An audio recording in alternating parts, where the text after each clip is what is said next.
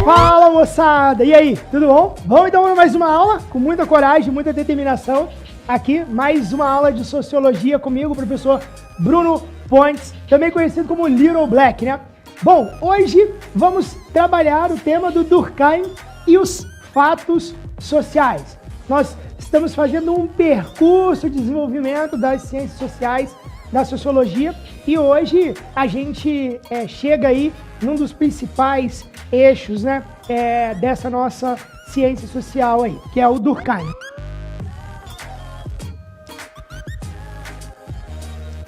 Durkheim, ele é um pouco diferente, ele também é um cientista social, né? Ele também tem uma ligação com as ciências exatas, né? Com as ciências biológicas, mas ele tem um olhar mais voltado para a prática, para o mundo, né? Para os acontecimentos do mundo. E aí ele começa a se diferenciar um pouco do Auguste Comte, né? Porque o Durkheim ele vai ter um olhar mais cuidadoso para as relações dentro da sociedade, que é isso que faz com que a sociologia ela desabroche. É a partir daí que a sociologia ela ganha forma, quando nós vemos essa prática efetiva que acontece no mundo social. Não existe sociologia sem relação entre as pessoas. O ser humano ele é um ser social, ele é um ser que se relaciona. Desde Aristóteles nós já vimos isso, desde a constituição dos sujeitos até os dias de hoje. A gente sabe que os fenômenos sociais são objeto de estudo e são importantes para nós, né? Pois bem, Durkheim ele tem uma primeira teoria que vai dizer que a sociedade prevalece sobre o indivíduo. Ou seja, a sociedade ela se impõe sobre os sujeitos, né? O sujeito ele acaba sendo até tem uma expressão Foucaultiana que acho que cabe aqui, né? Para nós, e provavelmente nós vamos discutir Foucault depois. O sujeito ele acaba se assujeitando, ou seja, ele aceita as condições que são impostas. Por quê?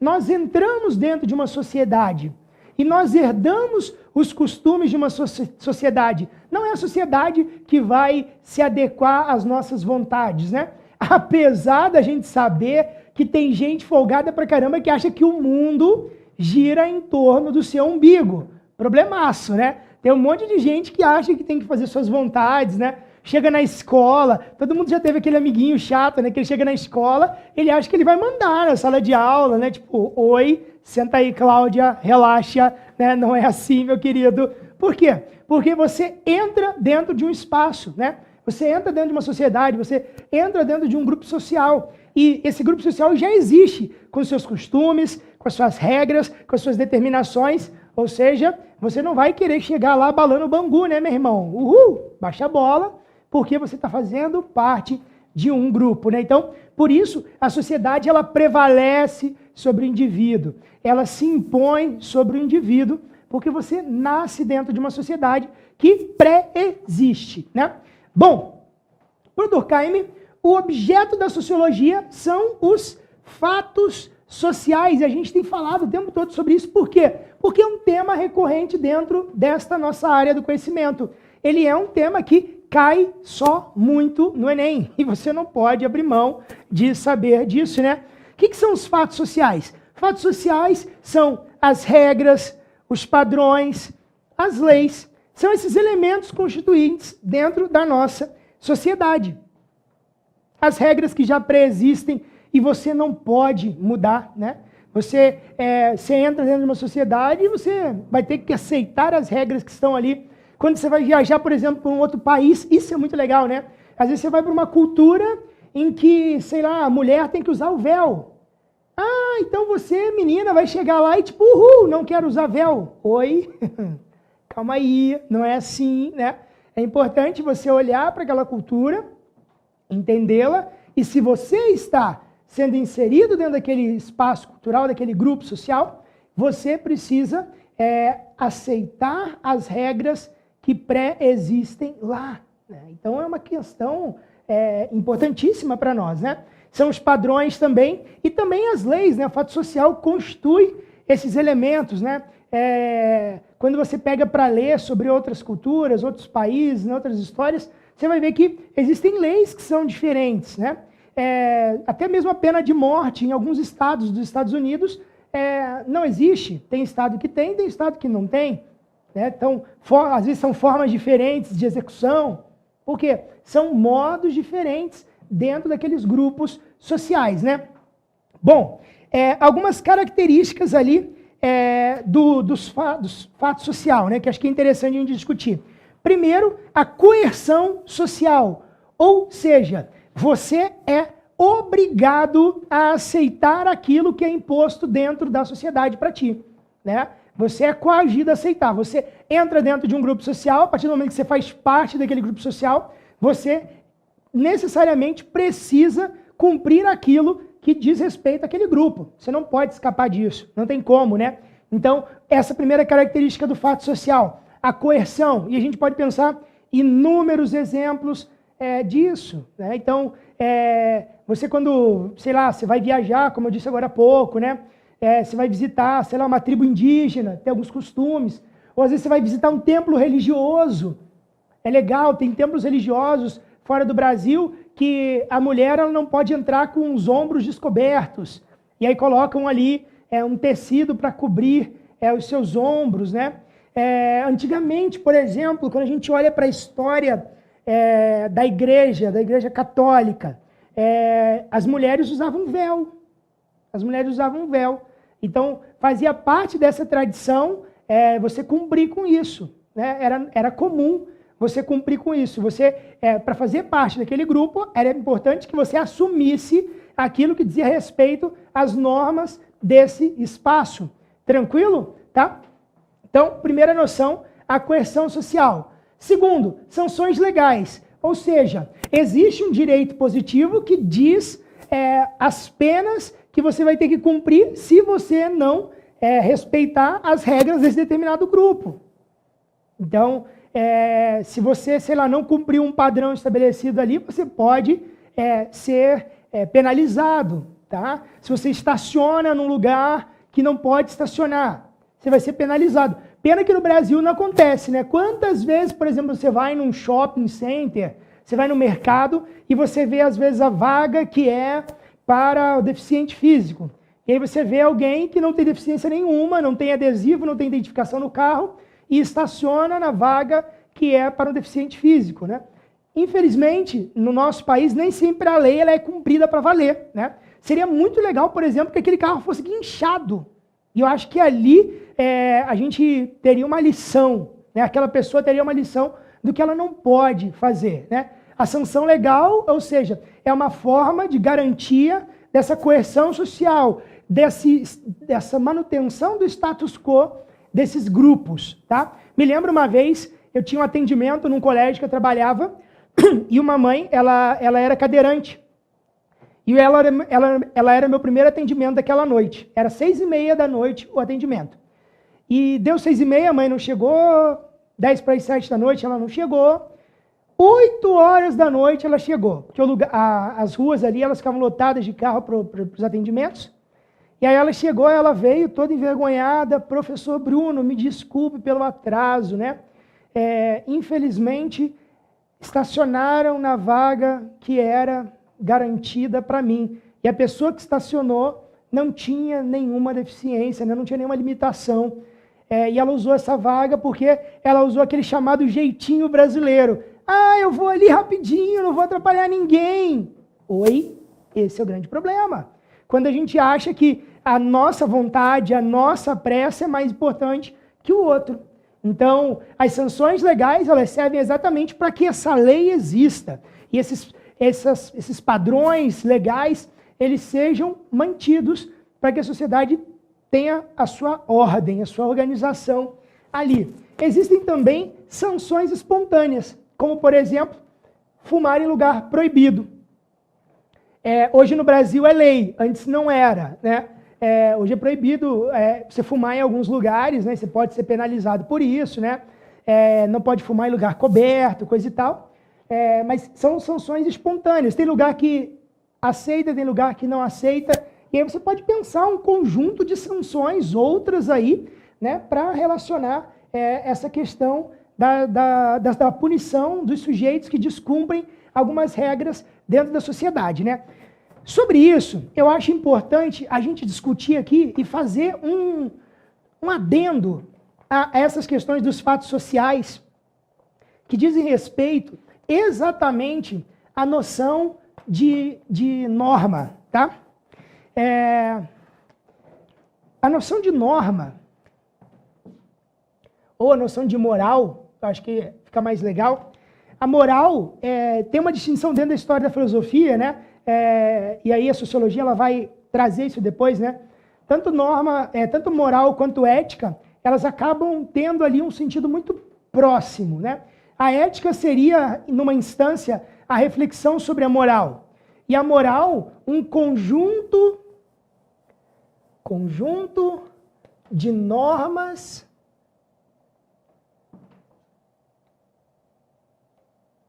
leis e combinados, vamos colocar assim, de uma determinada sociedade. Melhor que isso, vou colocar aqui uma determinada comunidade. Que eu acho que aqui a gente consegue matar a charada, né?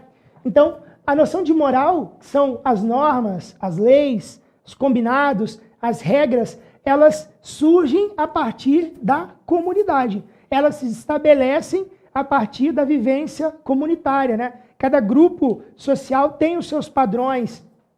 Para alguns lugares, fumar não é problema, para outros, sim, né? Então, você acaba estabelecendo ali algumas sanções, pagamento de multa, sei lá, expulsão do lugar, né? Uma advertência, serviço comunitário. Cada grupo vai estabelecer uma questão diferenciada, né? Então, essas são algumas características do fato social. E as normas, elas estão ligadas a essas questões de sanções, né? Por quê? Elas variam de comunidade para comunidade. Cada grupo tem uma forma de se relacionar socialmente. Cada grupo tem os seus padrões sociais, tem as suas normas sociais. Nós falamos agora sobre a questão de vestimenta dentro da igreja, né? Usar chapéu, por exemplo, dentro da igreja. Eu tenho um amigo que conta uma história que ele estava visitando uma igreja uma vez e ele estava turistando assim pela cidade e aí ele pegou e ao entrar na igreja ele esqueceu de tirar o boné. Meu Deus, uma senhorinha, quando viu ele com boné dentro da igreja, só faltou bater com o guarda-chuva no coitado, né? Mas ela ficou muito brava. Olha o chapéu, tira o chapéu, tira o chapéu. Por quê? Para aquela comunidade, entrar com chapéu dentro da igreja é uma falta de respeito. É daquele grupo, né? E ela resolveu fazer algum tipo de punição com ele ali, no caso, né? Chamando a atenção dele na frente das pessoas, tá? Isso varia de comunidade para comunidade, de lugar para lugar. Quando você olha, por exemplo, as questões de padrão social, né? Você olha a questão da sexualidade, que é um tema muito difícil, né? Você vai ver que tem grupos sociais que olham para a questão da sexualidade de uma forma tranquila, das relações sexuais, né? Antes do casamento. Tem gente que lida isso com muita tranquilidade e existem outros grupos, outras comunidades que olham para isso com muito problema, tipo, meu Deus, sexo só depois do casamento, né? Sexo foi criado por Deus para reprodução, então a gente só pode fazer isso depois que se casar, porque são padrões, são normas estabelecidas por determinada comunidade. A palavra comunidade, ela é importantíssima para a gente entender um pouco sobre essa questão do fato social. Tranquilo? Beleza? Então vamos um pouquinho lá, né? Outros elementos que corroboram ali para a questão do fato social, outro elemento é a educação. E a educação, por quê? É a partir da educação que nós somos introduzidos dentro da comunidade, né? É na escola que a gente aprende algumas regras de como se portar, né? De se portar dentro do grupo social, porque na nossa casa existe ali alguns padrões, existem algumas coisas, mas às vezes a forma como o pai e a mãe olham a criação, às vezes um pouco mais livre, com mais tranquilidade em relação à criança, né? Mais sossego em relação à criança, e outras famílias não, mas a escola geralmente ela tem uma padronização.